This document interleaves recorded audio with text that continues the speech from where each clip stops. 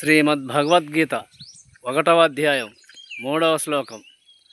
పశ్చైతాం పాండుపుత్రానామాచార్య మహాతీం చముం వ్యూఢం ద్రుపదపుత్రేనే తన శిష్యేనే ధీమత. ఓ ఆచార్య, నీ బుద్ధి కుశలుడగు శిష్యుడైన ద్రుపద తనయునిచే దక్షతగా ఏర్పాటు చేసిన పాండుసుతుల సేనను గాంచుము. బ్రాహ్మణుడును గొప్ప సేనాధిపతి అయిన ద్రోణాచార్యుని రాజనీతిని దుర్యోధనుడు ఇలా అనెను. నీ ప్రియమైన శిష్యుడగు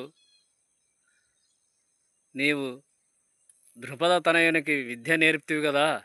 ఆ ద్రుపద తనయుడే దృష్టద్యుమ్నుడు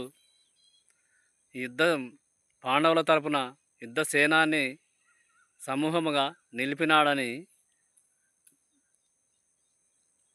దుర్యోధనుడు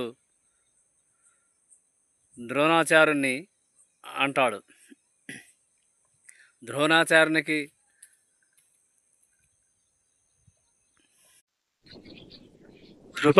ద్రుపదునికి ధృతరాష్ట్ర మహారాజుకు రాజకీయ వైరము ఉన్నది.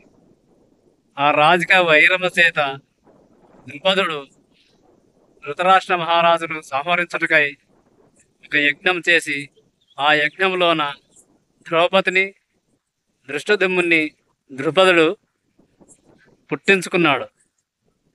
ధృతరాష్ట్ర మహారాజుని సంహరించుట కొరకై ఆ దృష్టద్యుమ్నుడు కూడా పాండవులలో యుద్ధానికి వచ్చినాడని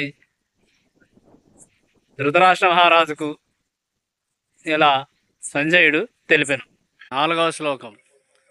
అత్ర శూర మహేశ్వాస భీమార్జున సమాయుధ యుయుధానో విరాటాచ ద్రుపదాచ మహారథః. ఈ సైన్యమున భీమార్జునులతో సహా శూరులెందరో, యుద్ధము చేయగల శూరులెందరో గలరు, ఎక్కువ గలరు.